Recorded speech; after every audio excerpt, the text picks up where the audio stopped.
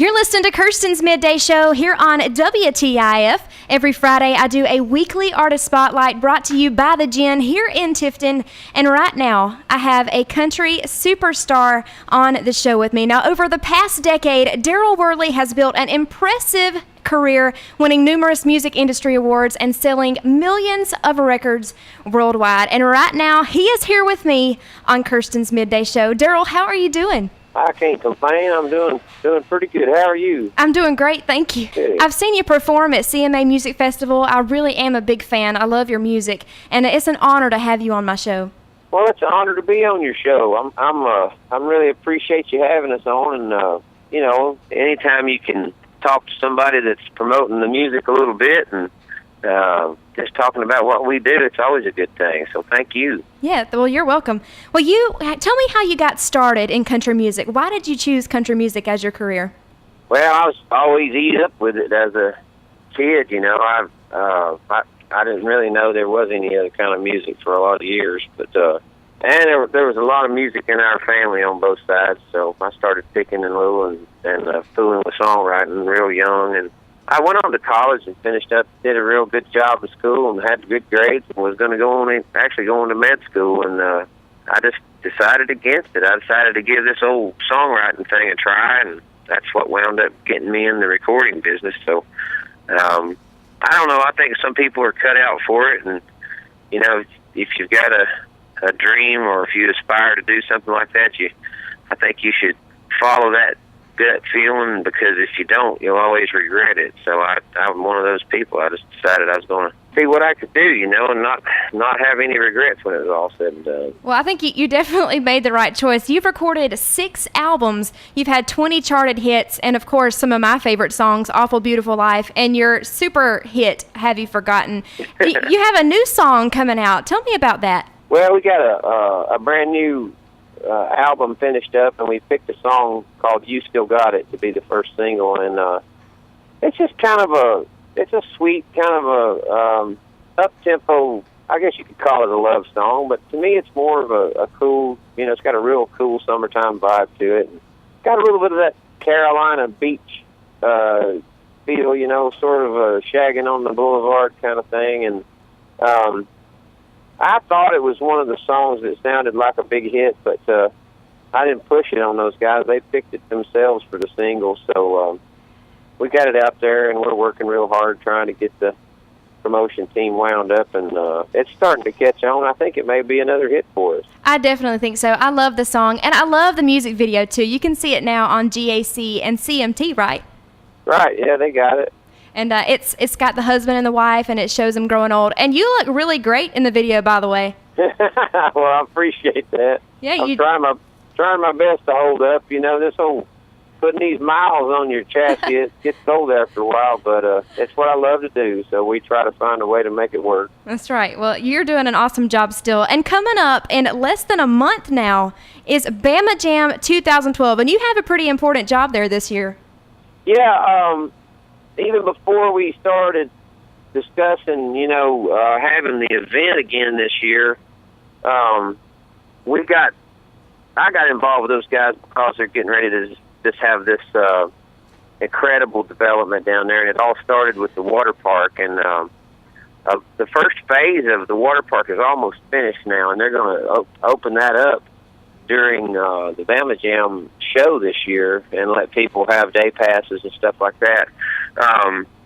So they asked me to be a spokesperson for the properties and the development down there, and it's just a bunch of really good people, and I've enjoyed working with them, and it's something that I can be real proud of, being involved with those guys. But now, as far as the Bama Jam 2012 show, my manager is the guy that's producing that show this year, and he has outdone himself. I'm telling you, the lineup is crazy. Awesome. Yeah, what are some of the artists going to be there? There's like 60 acts, right? Yeah, there's somewhere around 20 a day for the whole weekend. It's Thursday, Friday, and Saturday, June 14th through the 16th, and obviously you can go to BamaJam2012.com or BamaJamFarms.com. It's got a lot of information too, and links to the other website. But you can go there and get tickets. You can go there and find out more information. What I can tell you is I'm hosting the Thursday night, the first night. We got to jump back on the bus and head out for New Jersey. But I host the show that night, and we play, I think, an hour spot. But that's a big, big lineup that night. Tim McGraw's going to close it out. And then Zach Brown Band's closing out the Friday night show, and then Kid Rock goes on last on Saturday night right after Sheryl Crow. So I just kind of watched this whole thing come together, and I've actually been sort of in awe of those guys being able to pull in the big, big names that they got all together at the same time for this big show. It's gonna be huge. We're excited, more than I can tell you. I think it'll be one of the biggest weekends of music as far as a musical event that South Alabama, maybe the South in general, has ever seen. So, yeah, we're just trying to get the word out and, telling people to get their tickets. I think, I'm not 100% sure. There may still be some discounted tickets available, but I've been urging all of my friends down around home that are planning on going to go ahead and get them now because the tickets are going to go up to full price before long. That's right. And it's not far from where I am right now in Tifton, Georgia. It's a couple hours over to Enterprise. And like you said, Tim McGraw, Kid Rock, I know Alan Jackson, there's all kind of great stars. And it's not that expensive either to go, so it's a great opportunity for all of us down here to go out and see the concert. Now tell me a little bit more. The water park, I was reading a little bit about that. It's called the Hillbilly Water Park, and I can just imagine some of the stuff that's involved with that. Oh, it's built with a really cool theme. It's not like concrete swimming pools and stuff. It's really a naturally occurring sort of a lagoon, and they've cleaned that out, and it's like the world's largest swimming pool. And I mean, it's just got slides and rope swings and mushroom slides, and all. It's just, you'll have to see it to really grasp it. And of course, it'll be pretty much finished that phase of it, but they've got a hillside up there that they've cleared off, and they're going to put the longest, it's kind of a lazy river type water deal in the world will be there probably before the end of this year. And so I've been going down every couple months watching all of this start to take shape, and it's just insane. I mean, I didn't realize you could do that kind of earth moving and stuff and make it happen that fast, and they've just been really getting with it. So it's exciting. I've been a part of it from the get-go, and I'm just anxious to see the end product when it's all said and done. But they also have a lot of ATV trails out there, and they got a lot of other stuff in the works. I know they're going to have some really amazing real estate type offerings real soon, and they're going to have some of the properties will be sort of retirement type housing, and it's going to be really, really nice. They're planning on having retreats there, and it's almost going to be like a resort. They already have a 9-hole golf course and some other features, so pretty cool stuff. I'm excited. I haven't been able to go in a couple months because I've been really, really busy with this new single, and I'm looking forward to getting down there and checking things out. Yeah, I was going to see if you were going to try out some of that water park stuff. Oh, heck, my little girl won't have it any other way. She'll be wide open in there. That's awesome. Now, I wanted to ask you do so much to help other people, whether it's the military or people with special needs, cancer patients. You have a thing you do. Now, this is the 11th anniversary called the Tennessee River Run. Now, what exactly is that? It's a charity event. It lasts over 3 or 4 days. Usually in the middle of September. We have so many different activities. There's a huge bass fishing tournament. There's a golf tournament. There's a motorcycle poker run. They have a poker run on the lake with boats and stuff. They have boat races. They have what all do we do? I mean, of course, all that stuff is sort of like building up to the weekend of music. And for the last 2 or 3 years, we've had a Friday and a Saturday night concert. And I think we're combining everything into one night this year. But it's just a big shindig. We get out there and throw down and do a bunch of other stuff just to raise money for the foundation, the Darryl Worley Foundation. And our main focus over the past few years has been the Darryl Worley Cancer Treatment Center there in my hometown. And over the past 7 or 8 years, we've built about a $3 million project, maybe more than that.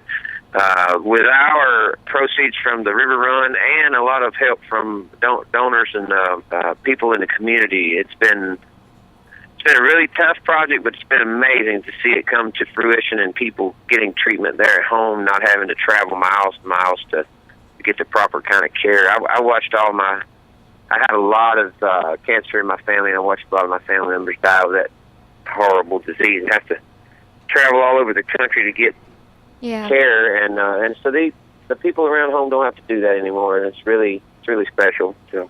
That really is great, and I think that means a lot for you to be such a successful country star and to still worry about your hometown and do things for them. That's really awesome to me, and I want to thank you for that. Well, thank you. I appreciate you saying that. I just that's how our parents brought us up, not to ever forget where we come from, and also, my dad was a minister, and we grew up in a pretty strict Christian home, and I haven't always been the kind of person that I should be, but I'm really working on it hard now because of my daughter, and I just want her to have a good life and good opportunities. And so I think, the Bible says to those who much is given, much is also expected of us. So we believe that, it's part of God's plan to give back and to be there for people that are not as fortunate. And so it's, it comes back to us in a lot of different ways. We get a lot of personal blessings from it, and just, I just think it's the right thing to do. So, we love being able to do it, and we're just going to keep on doing it as long as we can. That's right. We're going to take a quick break now, but here is Daryl's new single, You Still Got It, off his upcoming album, One Time Around. Stay tuned right here to Kirsten's Midday Show, though, with more with Daryl right after this. You're listening to Kirsten's Midday Show here on Hometown Country 107.5 WTIF. We have Darryl Worley with us right now on the show, and that was his latest single, You Still Got It, off his upcoming album, One Time Around. Now, Daryl, I want to ask you about Have You Forgotten? You wrote it in 2003, but I read in an article that you had just came back from being overseas. You had spent time with some of the military over there, and did they really inspire you to write the song? Oh yeah, no doubt about it. I told my manager he actually was allowed to go along on that trip that we made, the very first trip we made to Afghanistan to see the troops and spend time over there. I told him on the way home, I said, Ted, I've got to do something for these people just to honor, the people that came to this horrible place after 9/11 to make it right. And I got a lot of family in the military. We always have had sort of a tradition in our family, and I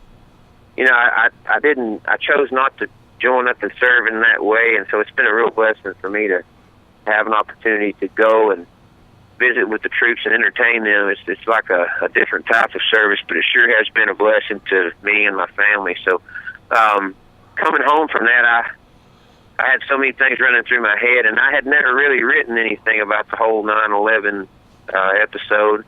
Sometimes it takes me a little longer to digest things, but I sat down with a buddy of mine, Win Varble. He's from Georgia. Oh, that's cool. And, and I kind of told him some of the things that I had been hearing down around home, just stupid things that people would say, and I just could, I had such a hard time believing that that people thoughts like that, and actually were bold enough to verbalize it. I heard people say, things like, "Oh, we shouldn't be worrying about Bin Laden." I'm like, for crying out loud, man! This is a guy that engineered this whole thing, and he's out there saying he's going to continue to kill us off, and that's right. Just other stuff. We sat down that day. We were kind of frustrated with this whole thing and the way people had seemingly just put it all behind them in a matter of a year or so. And I'm like, are you kidding? I mean, we still got men and women, family members over in that mess over there, and you guys are acting like nothing ever happened. So we sat down together, and we were talking about all this, and Wynn said, yeah, let me tell you what happened. He told me this little story. He said, I wanted to grab this guy around the throat and shake him and say, have you forgotten? And when Wynn said that, I just sat back in my chair and I looked at him and I said, right there's the song title, my friend. I That's said, awesome. The question that we need to pose to people is, have you forgotten? Have you really? Really? So that's how it came about. I mean, that's, in a nutshell, we just sat down and wrote our hearts out and thought that, nobody'd ever hear it. And then I played it on the Grand Ole Opry one night, and it just blew up. The rest is history. That's right, and I think it's still so relevant even today. It's been 11 years later, and I remember I was in 5th grade at the time, and I still remember where I was, and that shows my age. I'm 21, but I still feel like it's like an anthem for our country, even still, and I think even years from now. You made such an impact with that song. I think it's really awesome. You've traveled overseas, is it 10 times over to the troops? I actually think this trip we just came back from was the 11th trip to Afghanistan. I think we have been to Iraq 10 times, but I think we made our 11th trip to Afghanistan on this last go around. And you visited some of the special ops people. I know they probably don't really get to see, the country stars come to them. I know several go over there, but you really took a risk, I'm sure. What was it like seeing what they have to go through on a daily basis? Well, it was one of the coolest things I've ever done. I mean, the fact that we made that request and the military actually allowed us to go out there and do what we did was huge, and it was unprecedented. They said no one had ever offered to do that, and we were certainly blessed from it. I mean, to go out there in those very remote locations, and there's only 10 or 15, maybe 20 guys in a camp, very specialized people that have a very specific mission, and to see how they go about winning the hearts and the minds of the Afghan people and protecting them from the different factions of warlords and Taliban and all the stuff that they have to deal with, and the way they've been repressed all these years, and to see these guys go in and win their hearts and minds, and they're liberating these people just a little section at a time, and those are the guys that eventually will see this thing through. But it's a very difficult kind of a war to fight, and it's just to see it and understand it a little better was really cool and helpful for me. And the fact that those guys, they really didn't believe that we were going to come out there. They thought it was a big joke of some kind, and they all told us that. And they said, us being there was like them having a 2-week vacation. So it was worth it. That's it really great. It was a great trip. That really is awesome. I hope you continue to do that. I know it means a lot to them. Well, I really want to thank you so much. I know you have a really busy schedule, I'm sure, especially promoting your new single and your album. Your album comes out, is it June 12th? That was the date that I heard, and then I heard this stuff really should be more specific. Then I heard that it was going to be postponed for a week or two. So okay. What I do know is that they'll do a press release, and they'll get it out on the wire, and let everybody know when the time is. So I'm thinking late June. Okay. Or early July is kind of how I'm looking at it now. The first thing I heard was that they would definitely have it finished up and ready by the time we got to Bama Jam, because they were going to try to release it somewhere around that time. So they may still be trying to make that deadline. I kind of hope they are. Yeah, imagine. Well, we'll definitely be on the lookout for that. And also, you guys, don't forget about Bama Jam 2012. It is June 14th through the 16th in Enterprise, not too far from right here in Tifton. I hope you have a great time performing and being the host. I'm sure that's going to be a lot of fun. Oh, it will be. I'm excited about it. It definitely will. Now, for more information, you mentioned earlier, the website was BamaJam2012.com, and you said the tickets right now might be still a little cheaper, but go and find out and definitely try to go if you can, right?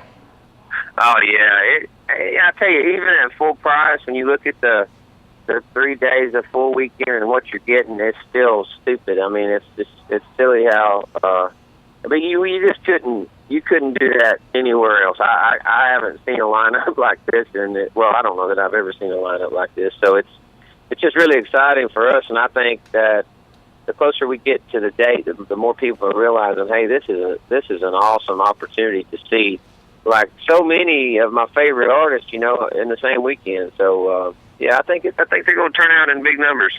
That's right. And I wish you a lot of luck with your new album and your single. It's awesome, guys. Go watch the new video. You can see it on your website. Now, your website is darrylworley.com, and we can find out your tour dates and everything and learn more about you. Really, I want to thank you so much. It really means a lot to have you on my show. Oh, it's my pleasure. And also, the new single, You Still Got It, is available on iTunes. We're already getting the download started. So if folks hear it and they want to go get them a copy, it's at iTunes.